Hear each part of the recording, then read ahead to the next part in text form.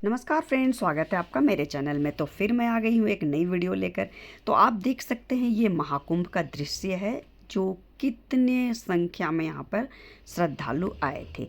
और हम सब अब कहीं ना कहीं इस भीड़ को मिस कर रहे हैं, क्योंकि महाशिवरात्रि के दिन 45 दिन तक चलने वाला महाकुंभ अब समाप्त हो गया है।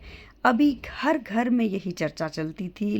हम लोग किसी से भी बात करते थे, बस महाकुंभ के बारे में ही बातें होती थी कि आप गए या नहीं, मैं नहीं जा पाई, क्यों नहीं जा पाई, हमें जाना है। बस यही चर्चा होती रहती थी।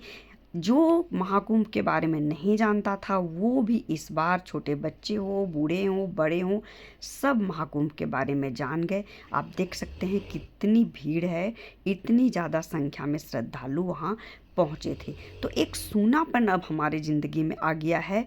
हम सब मिस कर रहे हैं उस पल को, जो गए हैं वो भी और जो नहीं गए हैं वो भी।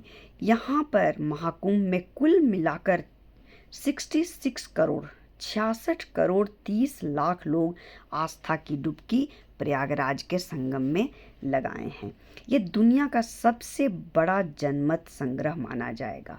तो आज हम आपको महाकुंभ के बारे में कुछ बातें बताने जा रहे हैं, जो बहुत लोग महसूस नहीं किए होंगे और बहुत लोग नहीं जाने होंगे।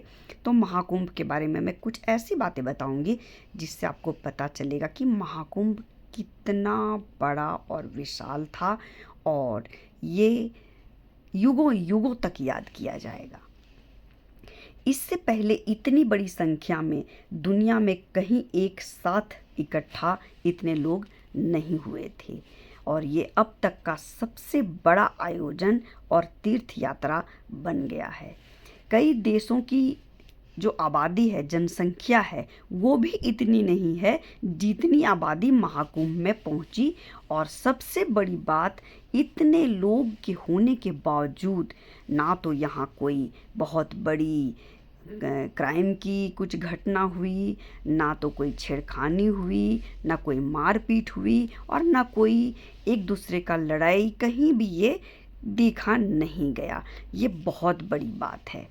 इस कुंभ की वजह से और एक बहुत बड़ी बात हुई है। इस कुंभ के वजह से आप लोग महसूस किए होंगे, और नहीं किए होंगे तो अब ये वीडियो देखने के बाद ज़रूर महसूस करेंगे कि इससे हमारे में एकता भी आई है लोगों में। क्योंकि लोग एक दूसरे से, जैसे पहले गांव में बात करते थे, एक दूसरे से मिलकर बात करने लगे। आज के समय में किसी के पास टाइम नहीं होता है, लोग एक दूसरे से बात नहीं करते हैं। लेकिन महाकुंभ के विषय में बात करने के लिए लोग इकट्ठा होने लगे। और आप जाकर आए तो उसके बारे में आप बताइए कि वहाँ कैसी व्यवस्था है, इस बारे में बात करते थे। अगर नहीं गए हैं तो मैं कैसे जाऊँ, इस बारे में बात करते थे। और आपस में लोग बातचीत करना शुरू कर दिए थे, फ़ोन में जानकारी लेते थे, जिससे बात नहीं करते थे उससे भी बात करने लग गए थे। मतलब कि मोहल्ला का मोहल्ला, गांव का गांव, शहर का शहर आपस में मिलकर वहां जाने का प्रोग्राम बनाए थे, मिलजुल कर वहां पे गए थे। तो इससे एकता भी आई है। बहुत परिवारों में बातचीत नहीं होने की वजह से इस में जाने के लिए बातचीत भी होने लगी, क्योंकि सारा परिवार इकट्ठा होकर महाकुंभ में, प्रयागराज में डुबकी लगाने के लिए गया था। तो महाकुंभ हमें बहुत कुछ सीख देकर गया है, एकता भी बहुत लाया है, और सनातन धर्म के लोगों में कितना संयम है ये भी हम दुनिया को बता दिए हैं कि सनातन धर्म के लोग ऐसे लड़ाई झगड़ा और कुछ भी नहीं करते। क्योंकि इतनी बड़ी संख्या में होने के बावजूद भी सब संयम बरते और बहुत अच्छे से एक दूसरे से व्यवहार किए हैं। यहाँ पर लोग साधु संतों का भी दर्शन किए हैं, साधु संतों का ये भी नहीं भुलाया जाएगा। और एक बहुत बड़ी बात जो नहीं भुलाया जाएगा, कितने लोग महाकुंभ में सेलिब्रिटी बन गए। वो इतने फेमस हो गए कि वो सेलिब्रिटी बन गए वहाँ पर, वो भी आप सोशल मीडिया में देखे होंगे। और एक बात, बहुत बड़ी बात है, जो आप महसूस किए हैं या नहीं किए हैं, मैं तो महसूस की हूँ, और शायद ये वीडियो देखने के बाद आपको भी लगेगा कि हाँ ये सही है। ये बात है, मुझे ऐसा लग रहा है। देखिए आप, ये कोई एक नेता की रैली नहीं थी। नेता की रैली में इतनी भीड़ नहीं थी, होती थी। ये एक भगवान की रैली थी, जहाँ आप कोई भी पूजा पाठ शादी विवाह में देखिएगा कि हम भगवान का आह्वान करते हैं, उन्हें निमंत्रण उन्हें देते हैं और उन्हें हम बुलाते हैं।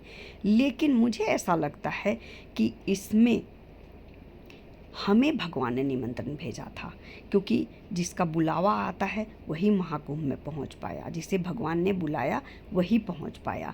तो मुझे ऐसा लगता है कि भगवान ने सबको निमंत्रण भेजा था, और जो ये आयोजन जो ये है वो इंसान ने नहीं, देवी देवता ने मिलकर किया था। क्योंकि आप सोच सकते हैं इतनी बड़ी संख्या में सब कुछ आयोजन करना एक इंसान की बस की बात नहीं है।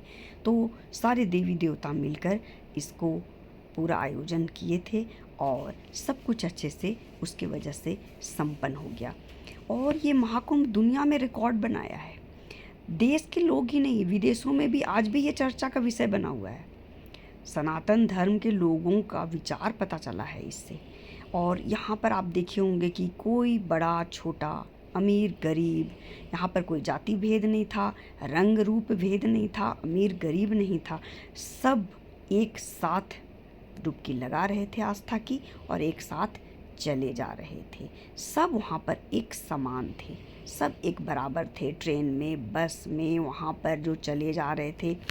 और सबसे बड़ी बात वहाँ के लोगों का, क्योंकि आप देखे होंगे ट्रेनों में इतनी भीड़ थी और बहुत ज़्यादा ट्रैफिक था, क्योंकि लोग अपनी गाड़ी से आ रहे थे, तो बहुत ज़्यादा सड़कों पर ट्रैफिक था। और ये ट्रैफिक आप देख रहे हैं, ये प्रयाग तक था। तो प्रयाग के जो लोग हैं, लोकल लोग, उनका तो रोज़मर्रा का काम हो रहा है, वो ऑफिस जा रहे हैं, उनका स्कूल है, कॉलेज है, बच्चों की पढ़ाई है, बिजनेस है, जो भी चल रहा है वो तो रोज़मर्रा की ज़िंदगी तो चल रही है। उसके लिए उन्हें कितनी कठिनाई उठानी पड़ी होगी, आप सोच सकते हैं, वहाँ के लोकल लोगों को। तो उनको सबसे पहले बहुत बहुत धन्यवाद है कि उन्होंने बहुत संयम बरत कर सबको बहुत साथ दिया। सबका कोई परेशानी बहुत होने के बाद भी कोई तरह का उन लोगों ने कुछ भी विवाद नहीं किया, और बहुत अच्छे से उन्होंने मैनेज किया, और वो बहुत बड़ा पुण्य कमाए, इसमें बहुत बड़ा पुण्य कमाए। ऐसा जो भी वहाँ पर जो भी भंडारा चल रहा था बहुत ज़्यादा संख्या में, और जो वहाँ कुछ बेच भी रहे थे, पैसे देकर भी बेच रहे थे।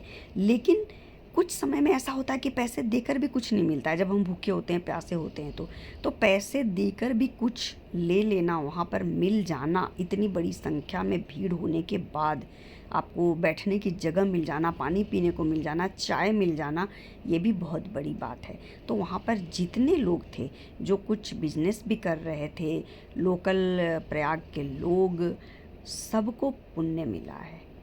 और बहुत सारे लोग तो ऐसे भी थे जो अपने बूढ़े माँ बाप को लेकर गए थे। लोग पालकी में बिठाकर, ठेले में बिठाकर, कंधे में बिठाकर, कैसे कैसे गोद में बिठाकर लोग अपने बूढ़े माँ बाप को वहाँ पर डुबकी लगवाए हैं। तो वहाँ पर कहते हैं ना कि वहाँ पर अमृत गिरा था, इसलिए वहाँ पर कुंभ लगता है। तो केवल अमृत स्नान ही लोग नहीं किए हैं, लगभग अमृत पी लिए हैं वो लोग, क्योंकि केवल स्नान नहीं हुआ है, वो पुण्य के सागर में डुबकी लगाए हैं वो लोग। केवल वो नदी में डुबकी नहीं लगाए हैं, आस्था की डुबकी नहीं लगाए हैं, वो पुण्य कमाने का डुबकी लगाए हैं। जैसा कि आप देख सकते हैं तस्वीर में, बूढ़ी माँ को कंधे में बिठाकर डुबकी लगाने ले जा रही है। तो ये देखिए कितना बड़ा पुण्य है, इससे बड़ा पुण्य और क्या हो सकता है। देखिए कैसे वो ले जा रही है। तो वही है कि केवल वो वहाँ पर पवित्र स्नान ही नहीं हुआ है, अमृत लोग पी लिए हैं, पुण्य का अमृत वहाँ पी लिए हैं लोग। और ये अभी सालों तक चर्चा चलती रहेगी, क्योंकि अब तो ये जो महाकुंभ है वो 144 साल के बाद आएगा। उस समय आज के जो हैं वो कोई नहीं रहेंगे, और लोग इतिहास में इसे याद करेंगे कि ऐसा हुआ था। 144 साल के बाद जो लोग रहेंगे वो उस समय कैसा होगा पता नहीं, इससे भी अच्छा होगा या क्या होगा हम नहीं जानते हैं, लेकिन जो आज हम देखे हैं वो हम जानते हैं। तो उस समय लोग इसे इतिहास के रूप में याद करेंगे, और ये एक रिकॉर्ड बनकर रह गया है। तो इसके बारे में अभी तो बहुत दिनों तक चर्चा होती रहेगी, और हम सब बस तस्वीरें अब देखकर, वीडियो देखकर ही अपने आप को तसल्ली देते रहेंगे। और अब तो वहाँ पर जो लोग रोज़ जाते हैं वो तो जा ही रहे हैं, लेकिन ये जो भीड़ थी वो सब अपने अपने घरों में चली गई है। और बिजनेस जो कर रहे थे, जो अपना, बहुत सारे लोग यहाँ पर इतने पैसे भी कमा लिए, बहुत अच्छी बात है, बहुत पैसे कमा लिए लोग। जो गरीब लोग थे, चाय बेचकर, गन्ना का जूस बेचकर, टीका लगाकर बहुत अपने मतलब आर्थिक स्थिति उनकी सुधर गई, ये भी बहुत अच्छी बात है। तो ये कौन, भगवान ही कर सकते हैं ना। तो ये सब हम बस याद करते रहेंगे अब फ़ोटो में, वीडियो में देखकर, और रोमांचित होते रहेंगे और अपने आगे आने वाली पीढ़ियों को बस बताते रहेंगे, अगले पीढ़ी को ऐसे बताते रहेंगे। तो चलिए बस आनंदित होते हैं और समापन करते हैं इस वीडियो का। मिलते हैं अगले वीडियो में और अच्छी बातों के साथ, तब तक के लिए धन्यवाद।